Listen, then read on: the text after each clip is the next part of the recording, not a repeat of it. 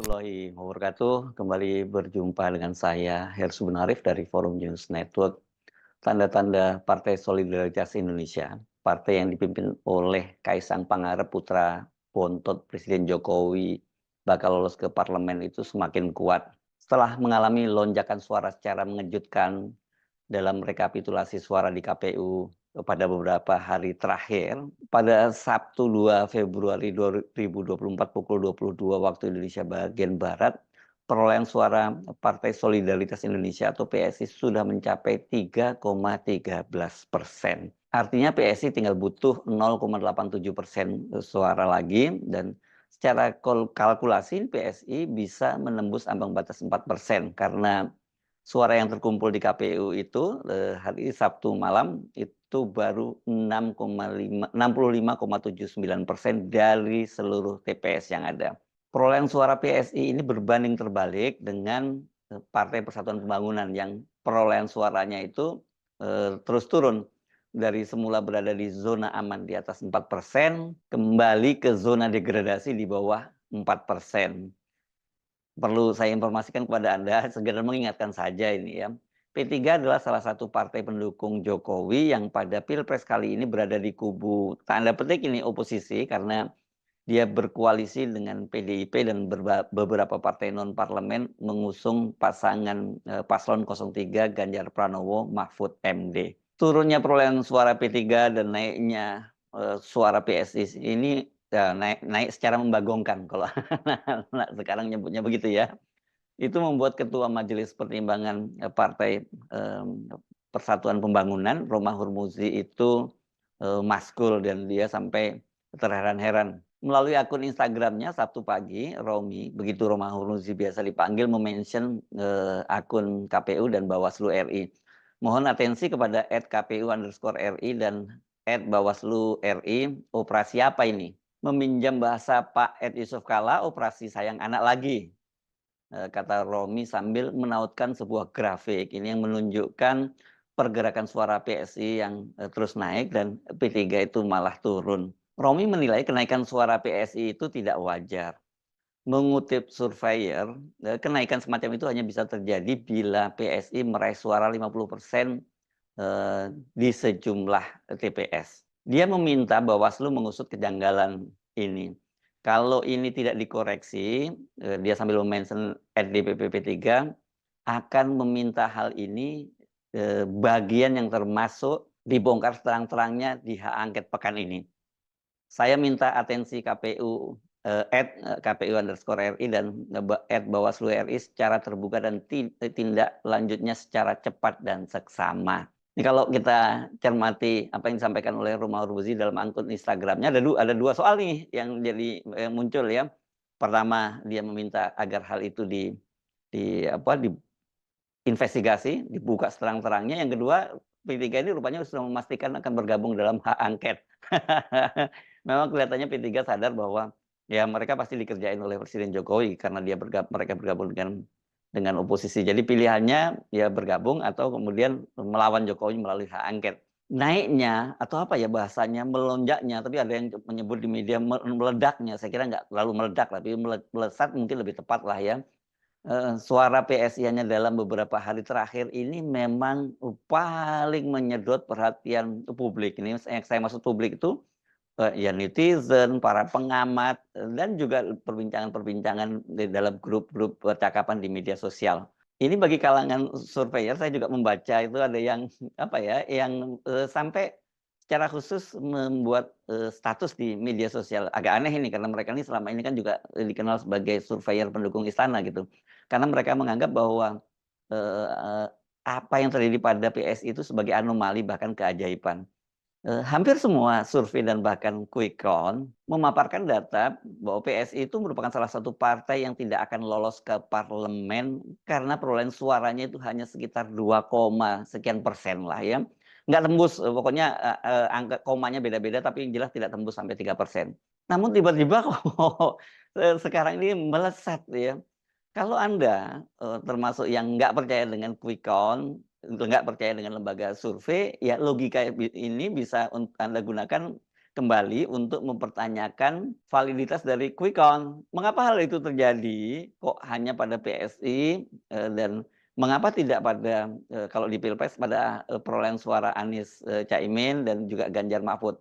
Angkanya udah dipatok kayaknya nggak bergerak tuh 24, sekian ya, terus Ganjar tuh 16 sampai 17 gitu. Ini jadi membuat, apa ya, membuat PSI mau mengajukan alasan apapun sulit ya, karena nanti dia ngeles ke sini ada bolong yang di sini, dia ngeles ke sana ada bolong yang di sini, begitu. Soal ini rupanya membuat PSI risih. Wakil Ketua Dewan Pembina PSI Grace Natali mengaku heran, mengapa hanya mereka yang dipersoalkan. Sebab perolehan suara di real count yang beda dengan quick count itu tidak hanya terjadi pada PSI.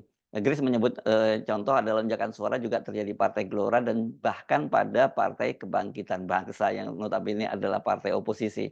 Yang Grace Natali lupa, Partai Gelora apalagi PKB itu bukan partai milik istana yang ketuanya adalah anak presiden. Mereka ini bagaimanapun juga adalah para aktivis, partai politik yang ya berjibaku berjuang untuk, bisa lolos ke, parlemen. Kalau PSI kan sejak awal ini memang penuh keajaiban. Itu pasti yang paling menarik perhatian publik itu adalah, keajaiban ketika Kaisang jadi ketua umum. Hanya 2 hari dia setelah menjadi, ketua partai, 2 hari dia mendapatkan kartu anggota partai, 2 hari kemudian dia itu dipilih menjadi ketua umum. Memang ada di dunia ini seperti itu. Biasanya kan untuk jadi ketua umum partai itu, ya dia harus diwajibkan menjadi kader setidaknya sampai 5 tahun begitu. Itu yang terjadi sekarang ini, ketika Jokowi dikabarkan mengincar, Golkar, itu diingatkan oleh Yusuf Kala bahwa Jokowi, itu boleh saja gabung dengan Golkar, tapi kalau mau jadi ketua umum ada syaratnya, harus menjadi kader dulu selama 5 tahun. Ini kalau 5 tahun ya keburu Pilpres 2029 lagi ya. Nah, setelah Kaisang itu menjadi ketua umum, baliho partai, PSI ini ya, ini saya kira di antara semua partai-partai politik, bahkan, PDIP pun itu kalah kalau dalam jumlah, ukuran besar dan jumlahnya yang sangat besar. Ukurannya itu maksud saya baliho yang besar-besar itu dan jumlahnya juga yang sangat besar dan masif yang menyebar di seantero Nusantara. Termasuk di daerah yang, PSI tidak punya kader apalagi calegnya.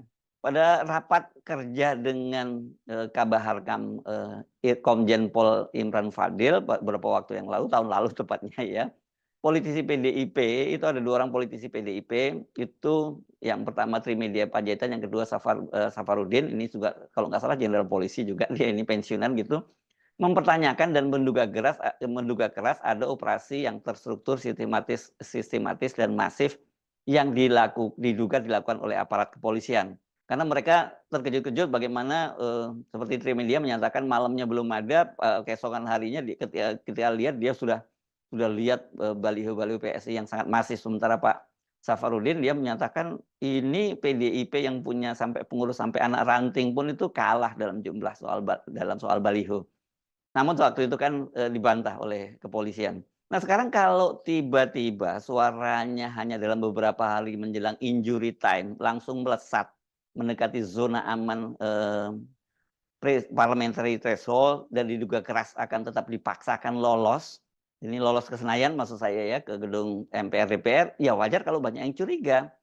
Seperti halnya Gibran yang dipaksakan sebagai calon wakil presiden, PSI adalah salah satu peralatan politik bagi Presiden Jokowi untuk terus cawe-cawe kendati nantinya dia, setelah tanggal 27 November 2024 bukan 27 November ya, 20 Oktober maksud saya, tahun 2024 dia tidak lagi menjabat sebagai presiden. Karena setelah itu akan ada serah terima kepada presiden yang baru. Itu kalau berjalan normal dan kemudian hak angket tidak berujung pada pemakzulan ya. Jadi ya wajar bila ada dugaan bagaimanapun caranya PSI itu akan diloloskan melalui operasi yang, tadi disebut, Romi sebagai operasi sayang anak di KPU. Setelah unggahan Romi Sabtu malam, suara P3 itu kembali ke jalur aman di atas 4%. Tapi ini nggak ada jaminan ya, bisa aja naik turun ya. Namun, harusnya sih nggak bisa ya kalau suara itu karena suara itu kan bertambah terus. Jadi kalau turun itu ya agak aneh. Yang jelas karena bertambah ya mesti suaranya nambah, tapi mungkin dibagi dengan persentase bisa saja turun gitu ya. Ini kalau kemudian suara P3 sama sekali nggak ada tambahan, ya dia bisa turun karena bilangan pembaginya bertambah sementara suaranya nggak bertambah. Tapi logikanya pasti suaranya bertambah juga memang bilangan pembaginya bertambah. Sama seperti PSI kalau sekarang dia sudah 3,13 dan masih ada sisa suara sekitar 35, 34, sekian persen, ya kemungkinan dia memang bakal dipaksakan lolos gitu. Jadi berbeda dengan P3, kalau P3 tadinya turun, nah, PS ini masih terus konsisten naik terus. Nah, Komisioner KPU yang bertanggung jawab terhadap perhitungan suara, Idam Holik, tidak mau menjawab secara langsung. Dia minta publik mengikuti penghitungan suara atau rekapitulasi berjenjang yang dilakukan oleh KPU. Sebab menurut dia, Undang-Undang Pemilu menegaskan perolehan suara peserta pemilu yang sah oleh KPU itu ya berdasarkan rekapitulasi resmi yang dilakukan mulai dari PPK, KPU Kota Kabupaten, KPU Provinsi, dan KPU RI. Nah, sekarang ini sudah memasuki tahap rekapitulasi nasional. Sikap yang sama itu juga diambil oleh Natali. Dia tidak lagi defensif, apalagi ofensif ya. Dia menyatakan agar publik menunggu saja hasil penghitungan suara di KPU. Jangan menggiring opini yang menyesatkan. Kendati Grace minta jangan ada opini yang menyesatkan, tampaknya ini sulit sekali untuk terwujud. Apa boleh buat, sejak awal citra PSI sebagai partai yang mengusung paham Jokowisme itu memang ya sangat buruk di persepsi publik. Jangan salahkan publik karena proses terpilihnya Kaisang sebagai ketua umum saja sudah nggak masuk akal. Belum lagi tadi diikuti fakta-fakta lain termasuk penyebaran peraga kampanye mereka yang sangat masif. Jadi kalau sekarang publik bahkan sesama kontestan pemilu seperti P3 mempertanyakan soal suara PSI, ya nggak bisa disalahkan. Jadi kalau mau disalahkan ya Pak Jokowi yang tetap yang harus disalahkan karena dia terus ingin cawe-cawe dengan memaksakan Gibran menjadi calon wakil presiden dan kemudian nggak cukup hanya itu Kaisang jadi ketua umum PSI. Ini kan memang dua peralatan Pak Jokowi, Gibran nantinya sebagai wakil presiden dan kemudian Kaisang nantinya punya perpanjangan tangan di fraksi di parlemen. Ya, sebenarnya kalau mau sayang anak itu wajar. Siapa sih orang tua yang tidak ingin anaknya sukses, apalagi sampai menjadi wapres dan kemudian menjadi ketua umum partai yang masuk di parlemen gitu. Ya, tapi saya kira enggak seperti itulah caranya ya. Ya. Saya sebenarnya Arif, saya juga sayang anak. Ya, wassalamualaikum warahmatullahi wabarakatuh.